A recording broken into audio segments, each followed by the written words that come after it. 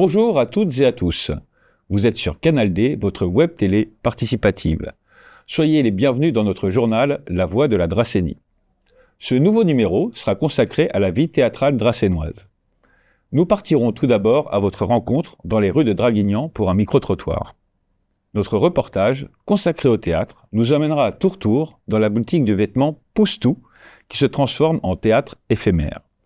Puis au Pressing Comedy Club de Draguignan, et pour finir au Bucéphale pour rencontrer la compagnie théâtrale des Cigales qui présente du théâtre d'improvisation. Suite à ce reportage, nous vous ferons découvrir dans notre rubrique Portrait d'ici la vie d'un Dracénois, Max Cartier, artiste plasticien et comédien de renom.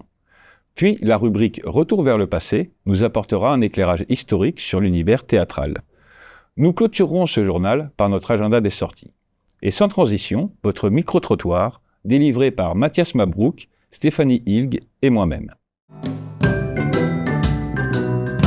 Est-ce que vous vous souvenez de votre première pièce de théâtre ? Non, pas du tout.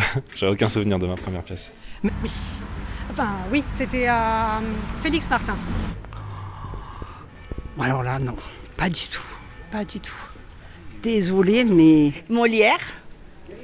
Et qui d'autre ? Je crois que c'était un Molière à la Comédie Française à Paris, avec mes parents. Alors je ne sais plus quelle pièce, mais c'était forcément un Molière. Le théâtre, est-ce que ça a un impact dans votre vie ? Est-ce que vous aimez ça ? Est-ce que ça fait partie de votre vie ? J'aimerais bien y aller, mais je prends pas le temps d'y aller. Mais je pense que oui, ça peut être une bonne chose d'y aller plus souvent. Tout à fait, oui. On y va une fois par mois à peu près. Ouais. J'aime beaucoup le théâtre. Mais bon, j'allais au théâtre que lorsque je vais à Paris. Je suis venue à Draguignan, mais c'était plus à Paris. C'est important, mais c'est vrai que j'y vais pas souvent. C'est un impact du quotidien, voilà. C'est un impact du quotidien parce que je suis abonnée ici, depuis que je suis dans cette petite ville, je suis abonnée au théâtre qui est juste en bas, donc Théâtre en Dracénie, et je vais voir 20 spectacles, si ce n'est pas 25. En plus, il y a plein de théâtres de prestations qui sont gratuites, qui sont offertes. Par exemple, la semaine prochaine, vous avez l'orchestre de la Marine, donc j'y vais avec 2 autres copines et copains, donc ça c'est top. Et sinon, je vais tout le temps au théâtre. Et j'adore, c'est ma respiration. Quel genre de théâtre vous plairait ? Plus des comédies musicales, du dramatique, du comique, du stand-up, de l'impro ? Comédie musicale, c'est pas mon truc. Par contre, le reste, oui. J'aime bien le comique, tout ça, oui. Le comédie. Plutôt comédie, ouais. Comédie humoristique, voilà. Oui, beaucoup la comédie, j'aime bien rire. Je suis très rigolote, donc automatiquement, j'aime bien les pièces qui font rire, surtout. Comédie musicale, j'adore. Il y a pas longtemps une ici, et c'était chouette. J'adore tout. J'aime tout. J'aime la danse aussi. Il y a un très très beau festival de danse. Donc je trouve que la danse m'évade également. Et tout ce qui est théâtre, bien joué, un peu novateur, un peu farfelu. J'aime bien les farfeluteries quand c'est joyeux. Et puis tout ce qui est bien interprété, voilà, ça peut être du classique revisité. Après ce micro-trottoir, regardons maintenant un reportage sans plus attendre. Ce sera un reportage consacré au théâtre et aux nouvelles formes théâtrales. Un reportage de Stéphanie Hilg, Mathias Malbrook, Viterbo Maximo, Sonic Rofis et Jean-Baptiste Le Bérigot.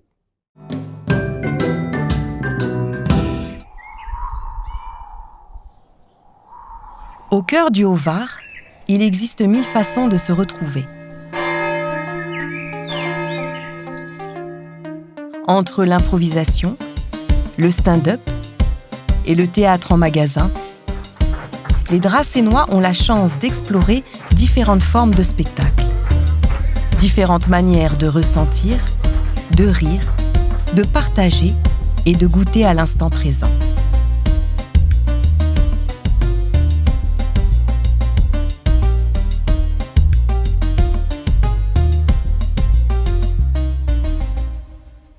Est-ce que vous pensez que le théâtre en général, que ce soit le théâtre, le stand-up, l'impro, le théâtre à domicile, crée du lien et un lien social ? Oui, je pense que ça peut créer un lien social. Ça favorise déjà la culture et puis l'échange entre les gens. Ça permet aussi de les faire un petit peu oublier les soucis du quotidien et je pense que voilà, ça fait du bien. Tout spectacle vivant, ça crée du lien social. En fait, de se retrouver tous ensemble pour voir un même spectacle qui a un début et une fin, qu'on ne peut pas revoir. C'est une expérience extraordinaire. C'est ça le spectacle vivant. Donc oui, c'est clair que ça crée du lien.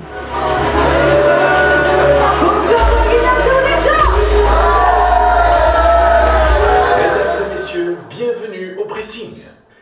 Pour vous expliquer les différences entre le théâtre, l'improvisation, le stand-up, le théâtre, on parle d'un quatrième mur. C'est-à-dire que les comédiens sont enfermés sur une scène et délivrent leurs pièces de théâtre sans qu'il y ait d'interaction particulière avec l'auditoire. Ou dans le stand-up, on établit un dialogue dans lequel un comédien parle au public et le public est censé lui répondre par ses rires et ses réactions, en fait. Moi, j'ai une fille qui s'appelle Lisa. C'est une adolescente. C'est un vrai problème parce qu'elle veut pas sortir de sa chambre. Donc quand on part en vacances, c'est même pas la peine d'insister en fait. On lui met des croquettes pour 3 semaines. Et quand on revient, en fait, elle est toujours dans sa chambre.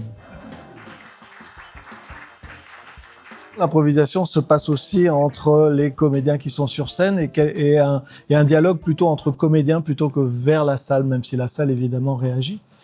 Et le stand-up, c'est donc un dialogue dans lequel, après, le sujet aussi importe. Il est de bon ton d'avoir un seul comédien sur scène quand on fait du stand-up, même si on va trouver des exceptions.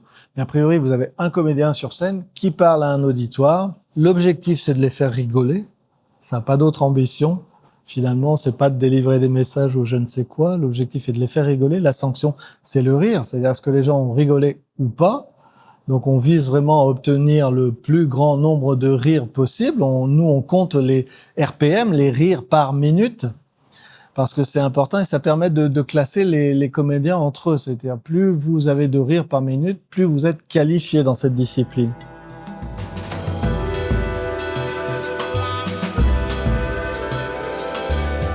Le stand-up et l'improvisation. 2 façons de se dévoiler entièrement et de se jeter dans le vide. C'est l'art du lâcher-prise. Un cercueil, je l'avais pas entendu celui-là. Un cercueil. Et l'étonnement. 3, 2, 1, La grande particularité de l'improvisation théâtrale, c'est que, pour moi, c'est que le comédien doit vraiment apprendre en même temps aussi bien la mise en scène que l'interprétation, que l'écriture narrative de son histoire. Il doit, dans l'instant présent, réussir à mener de front toutes les palettes que l'on retrouve sur un spectacle de théâtre. Et ça, il n'y a vraiment que l'improvisation théâtrale qui le permet, puisqu'on arrive sans texte, sans décor, sans mise en scène, et que tout est créé dans l'instant, et généralement avec le public, puisque c'est le public pour garantir ce qu'on appelle le contrat d'improvisation. C'est le public qui donne les éléments ou l'impulsion aux improvisateurs. Ça ne peut pas avoir été réfléchi en amont, puisqu'on ne sait jamais ce que le public va nous donner. Donc ça, c'est vraiment la particularité de l'improvisation. Mais non. Non, c'est vrai. Je ne peux pas mourir, je suis mortel. Je suis mortel. Je suis mortel. Immortel. Immortel. Immortel. Comme Lara Fabian. Les sujets qu'on aborde également sont le plus souvent des sujets très personnels. Plus on accède à sa vérité intérieure et plus on l'expose et plus on est juste et plus on va toucher l'auditoire et meilleur on va être sur scène. Il y a plein de formes qui existent dans l'improvisation. Il y a donc le match d'improvisation théâtrale et le principe du match, c'est de se faire rencontrer deux équipes de joueurs qui ne se connaissent pas et montrer qu'en fait, grâce au même langage qu'ils vont parler, au même langage de l'improvisation, ils vont réussir à créer des choses ensemble, à créer des histoires ensemble et à jouer des histoires qui ont du sens ensemble, sans même se connaître, mais juste parce qu'ils ont les mêmes codes par rapport à l'improvisation, ils vont pouvoir créer quelque chose ensemble. Et c'est le public qui vote. Et oui, c'est le public qui vote, effectivement, et l'arbitre qui est le garant du bon déroulé du match. La culture amène le monde dans les villages et en tant que commerçante, je suis bien placée pour le dire, on a besoin de culture dans les villages pour avoir ce monde-là et avoir du monde qui consomme dans le village aussi. Que ce soit du stand-up, c'est très tendance actuellement, mais que ce soit des ateliers, que ce soit du théâtre, que ce soit des expositions, tout contribue à créer du lien social et c'est toujours bon pour l'équilibre d'une ville et pour l'attractivité touristique d'un territoire. Ça montre son dynamisme. C'est quand même une région qui est un petit peu isolée, un peu rurale, et c'est peut-être là où la culture est hyper importante, parce que justement, ça permet aux gens de se rassembler, de sortir de chez eux, de se retrouver, de pouvoir échanger autour de spectacles. Et on est pas mal lotis en fait à Draguignan, c'est-à-dire que pour une ville de 40 000 habitants, il y a pas mal d'acteurs culturels qui travaillent en partenariat, donc si on regarde bien, il y a pas mal de choses, et souvent des choses gratuites. Faut fouiller, faut regarder un petit peu les programmations, et il y a plein de choses. Après, il y a beaucoup de formats qui se créent parce qu'on a de limites que notre créativité. Et puis, oui, et après, il y a plein de formats qui peuvent se décliner et il y a beaucoup de compagnies qui créent des spectacles. Mais dans la dynamique, on a vraiment le match qui est très codifié, le format cabaret qui peut se décliner sous plein de formes différentes, le long forme qui est vraiment une pièce de théâtre improvisée, et je rajouterai la comédie musicale improvisée parce que c'est vraiment un art à part entière, ça. Alors, il faut savoir que dans tous les spectacles d'impro, que ce soit les lumières, la musique, c'est aussi quelque chose qui est improvisé. C'est-à-dire que le régisseur lumière va envoyer des lumières en fonction de ce qui est joué sur scène, en fonction des émotions qui sont jouées, en fonction du lieu dans lequel on va se retrouver. Et c'est exactement la même chose pour la musique. On a en général un régisseur musique qui est derrière et qui va envoyer de la musique en fonction de ce qui va être joué sur scène. Et dans le meilleur des cas, on a même parfois des musiciens qui peuvent nous accompagner et qui peuvent improviser aussi en fonction de ce qui est proposé sur le moment. Le lien, pour moi, c'est un lieu de rencontre déjà. Donc voilà, on se rencontre, on est tous dans la même salle. Donc on va dire que ça crée du lien physique puisqu'on est géographiquement au même endroit. Après, je pense que le lien aussi, ça se fait dans des petites salles comme ça, comme au cinéma. C'est aussi une forme de communion parce que finalement, on se retrouve tous sur un thème qui est, dans le cas du stand-up, le rire ou la découverte de talents. Enfin voilà. À Tourtour, c'est le théâtre en magasin qui passionne. Une idée de génie là où on ne l'attendait pas. J'ai basculé en fait du côté amateur au côté professionnel puisque j'en ai fait mon métier en parallèle de mon magasin. Donc je suis devenue professionnelle et quand on dit professionnel, eh bien c'est tout ce qui va avec, c'est-à-dire les répétitions, les dates chaque semaine et ça devenait vraiment ma vie à part entière. Comme c'est incroyablement réjouissant d'avoir son propre théâtre. Parce qu'on peut jouer quand on veut et on y joue ce que l'on veut. Cette phrase, elle m'est restée en fait. Je me suis dit, waouh, qu'est-ce que j'aimerais avoir mon propre théâtre. Mais je ne voulais pas lâcher pour autant mon activité professionnelle, mon magasin, parce que j'aime ça aussi. Je me suis dit, tu vas créer un théâtre, mais vraiment un théâtre, dans ta boutique. Le bonheur sera notre combat et l'amour sera notre victoire. Oui. Ouais. Oui. Et ouais. Et ouais.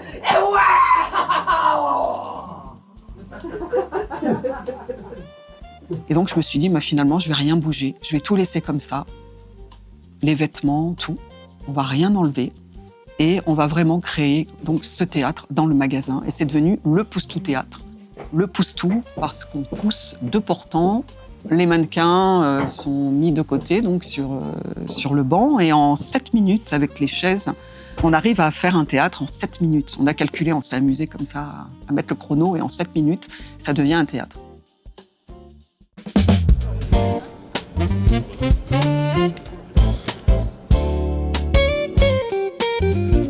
Le théâtre ici à Andrasseni, à Draguignan, permet, une fois que la représentation est terminée, d'interagir avec les artistes.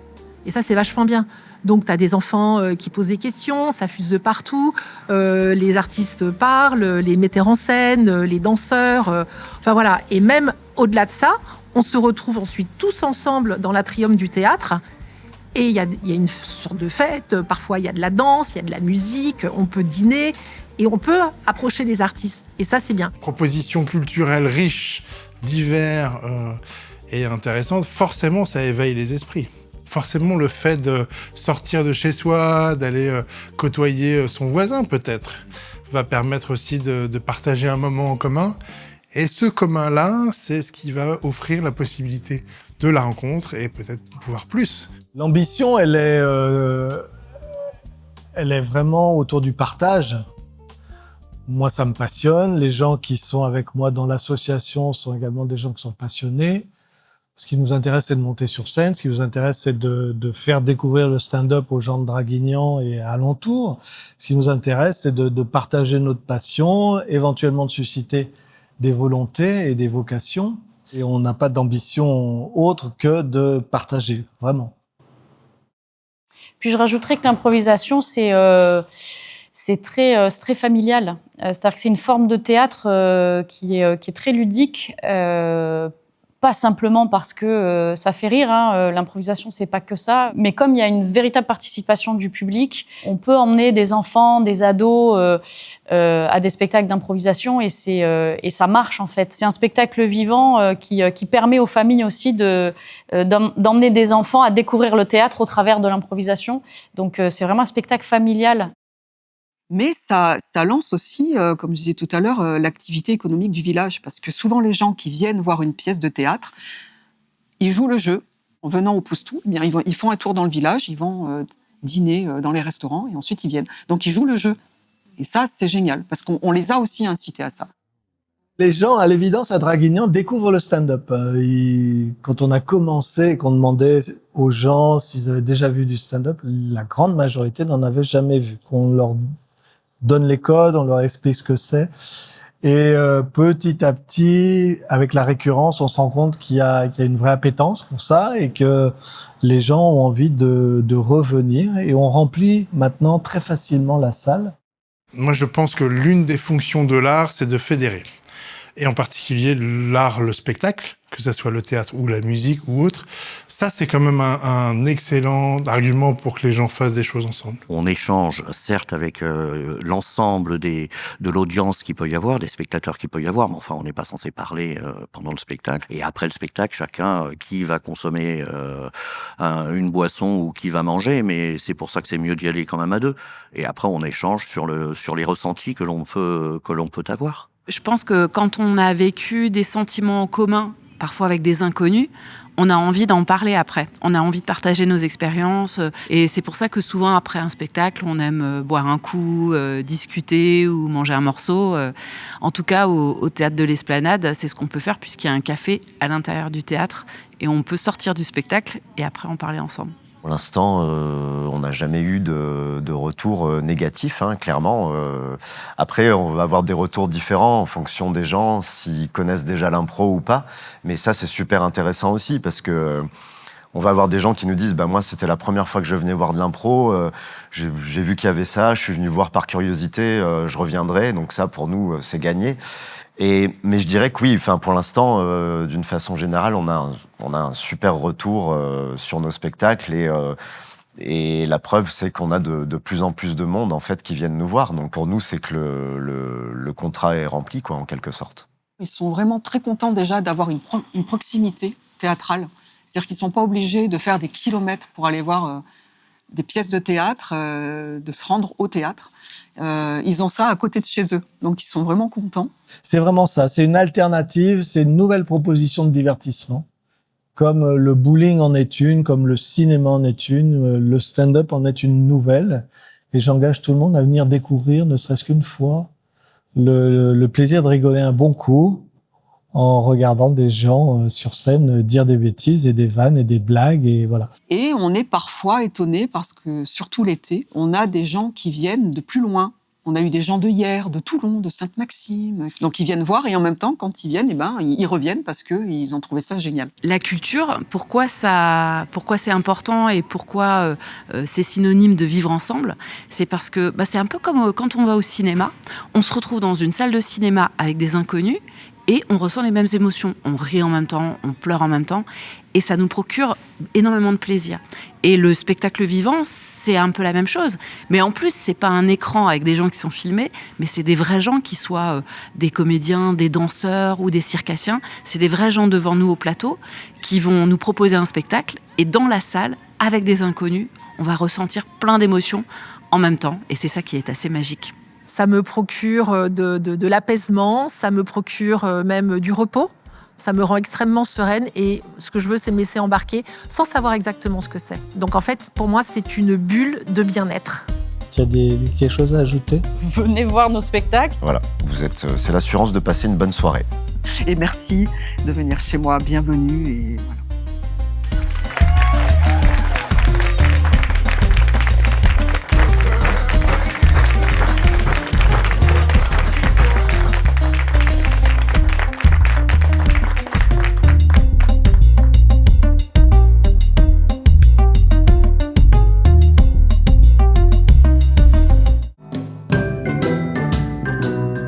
Et après ce reportage, regardons maintenant la rubrique Portrait d'ici, préparée et présentée par Mathias Malbrook, Jean-Baptiste Le Bérigot. Une rubrique consacrée aujourd'hui à Max Cartier. Aujourd'hui, je vous emmène à la découverte d'un artiste au parcours absolument hors norme, Max Cartier. Son histoire ne suit pas un chemin tout tracé.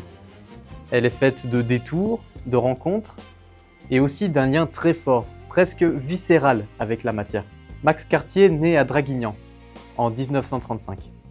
Son enfance marquée par les déplacements et par une certaine précarité, mais aussi par quelque chose de fondamental, l'apprentissage très tôt du travail manuel. Adolescent, il s'installe à Nice. Là-bas, il enchaîne plusieurs métiers, découvre la rigueur de l'artisanat, apprend à connaître les matériaux en profondeur et notamment le métal. Un matériau qui, plus tard, deviendra central dans son œuvre. C'est pourtant par le cinéma que Max Cartier se fait d'abord connaître. En 1960, à tout juste 25 ans, il est choisi par Luchino Visconti pour interpréter Ciro dans Rocco et ses frères.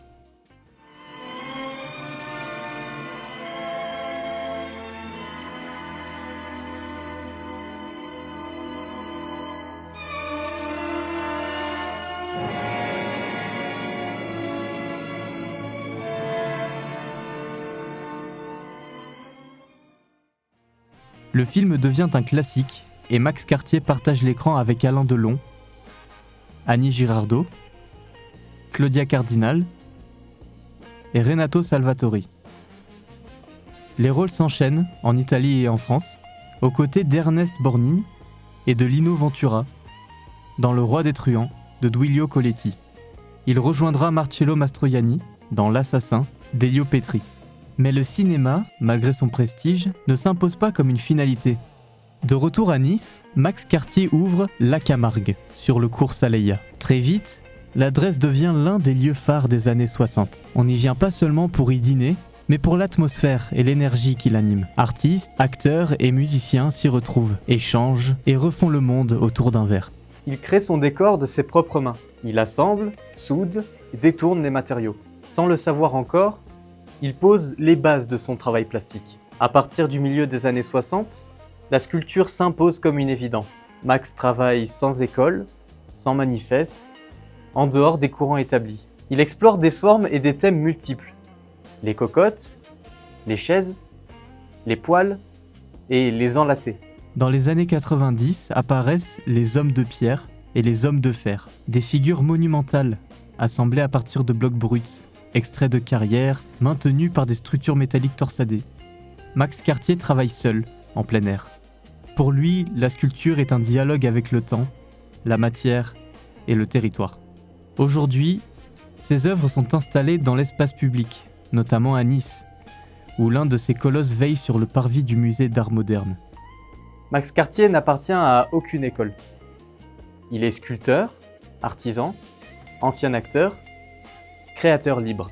Un artiste inclassable, dont le parcours échappe aux catégories, mais dont le travail révèle une cohérence profonde, celle d'un homme resté fidèle à ses mains, à la matière brute et aux expériences qui l'ont façonné. Merci de nous avoir suivis et à très bientôt sur Canal D.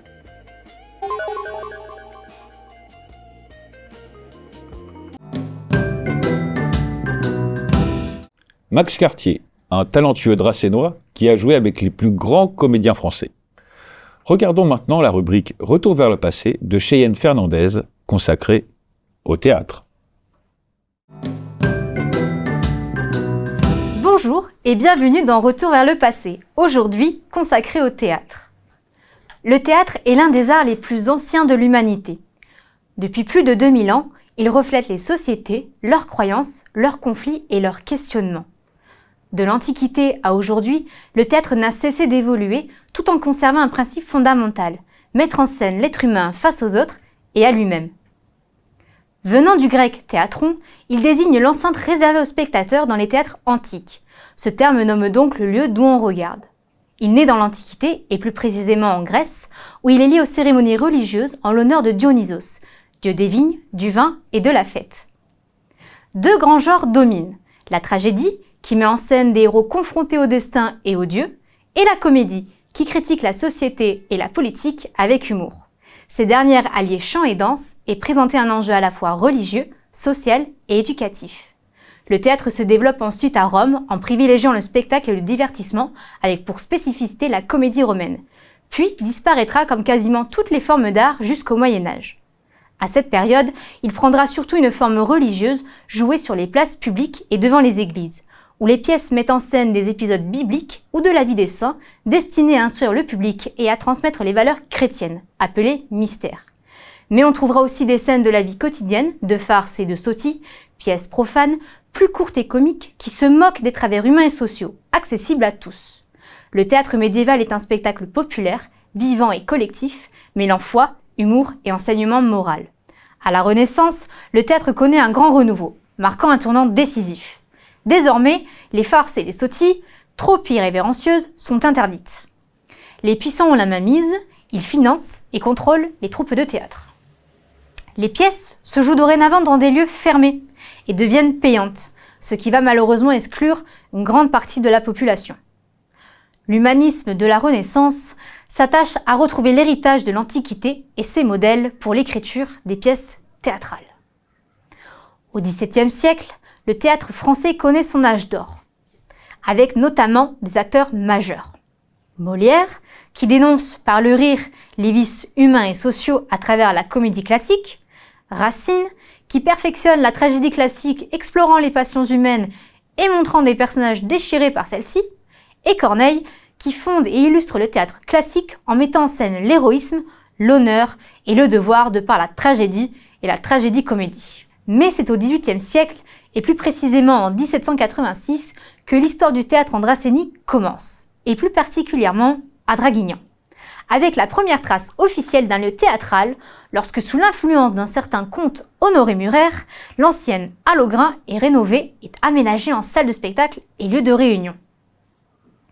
Pouvant accueillir environ 250 personnes, elle sert à la fois pour les représentations théâtrales, des concerts et des réunions publiques, notamment durant la période révolutionnaire.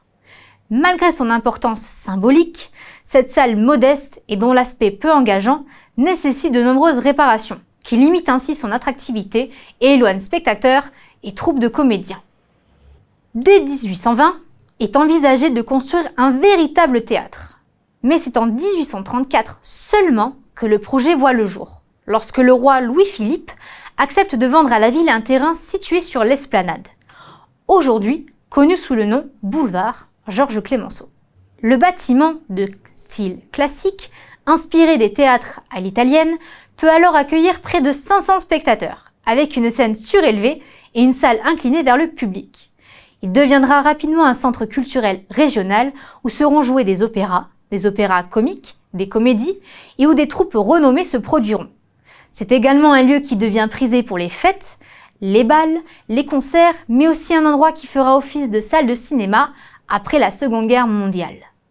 Au fil des décennies, l'ancien théâtre conçu par Esprit Lantoin supporte mal les affres du temps. L'état de délabrement de l'immeuble oblige les autorités en 1969 à le fermer définitivement au public. Il est démoli, mais seule la façade reste conservée, notamment le fronton et les colonnes, et réhabilité selon les plans de l'architecte Robert Prisset. Premier Grand Prix de Rome en architecture et architecte urbanisme de plusieurs villes varoises, dont Draguignan. Les travaux de reconstruction se déroulent entre 1970 et 1974 sous la municipalité d'Édouard Soldani, figure politique majeure de la Dracénie. Le nouveau théâtre est inauguré le 28 juin 1975. La salle à l'italienne est alors transformée en salle à dispositif frontal. Seule la scène est légèrement surélevée et conservée, instaurant un face-à-face marqué entre le public et la scène. La salle compte initialement 900 places avant des travaux de réaménagement et de mise en conformité réalisés en 1996 qui réduisent sa capacité à 735 sièges. En 2017, le théâtre ferme à nouveau pour une importante rénovation de ses espaces publics. Salles de spectacle, hall d'accueil, restaurants, étanchéité, circulation de l'air, huisserie, plomberie et désamiantage. Ces travaux modernisent l'équipement et améliorent ses performances. La jauge de la grande salle est portée à 739 places et le hall devient un espace d'exposition. Le théâtre de l'Esplanade est inauguré le 19 octobre 2018. Ainsi, l'histoire du théâtre Andrasseni est celle d'une évolution progressive, d'un divertissement populaire et occasionnel à une institution culturelle dynamique et ouverte à tous. En conciliant patrimoine, création contemporaine et engagement local, le théâtre continue aujourd'hui de jouer un rôle fondamental dans la vie culturelle et sociale de la Drasseni. Merci d'avoir partagé ce moment avec moi et on se retrouve la prochaine fois. Très intéressante mise en perspective. Le théâtre et les formes théâtrales ont leur vie propre et évoluent depuis des siècles au gré des envies des spectateurs et des auteurs. Merci Cheyenne. Et maintenant, pour clore notre journal, nous passons à l'agenda des sorties. Bonjour, bienvenue dans notre agenda des sorties. À Draguignan, le musée des arts et traditions populaires accueille jusqu'au 2 mai l'artiste Yuwa. Ces sculptures de pommes fabriquées à partir de clous, barbelés ou circuits électroniques, transforment des symboles de conflit en messages d'amour et de paix. Une exposition gratuite, ouverte tous les jours de 9h à midi et de 14h à 17h. Rendez-vous à Salerne le samedi 11 avril pour la course à la Tomette, organisée par les Pas de la Source. Au programme, courses, randonnées et marches pour tous les niveaux, avec des épreuves en goélette pour les personnes handicapées. L'athlète olympique Fabé Dia sera la marraine de cette journée sportive, festive et intergénérationnelle dès 9h. Ce samedi 11 avril à 20h30, l'espace Mitterrand accueille Jeffou Le Gnou dans son spectacle « Je pense donc je suis ». Avec autodérision et sans filtre, il raconte comment peser plus de 200 kilos a coloré chaque espace de sa vie quotidienne. Un one-man show brut, drôle et décomplexé, dans le cadre du Week-end du Rire. Également au programme du Week-end du Rire, Greg Petra débarque sur la scène de l'espace Mitterrand. Ancien marin-pompier marseillais reconverti, il raconte avec authenticité comment il a tout quitté pour tenter sa chance sur scène. Une date et un horaire à confirmer, à ne pas manquer. Je vous rappelle que vous pouvez retrouver tous nos interviews et reportages sur Canal D. Vous pouvez aussi nous suivre sur Facebook, Twitter, Instagram. Au revoir à tous, portez-vous bien.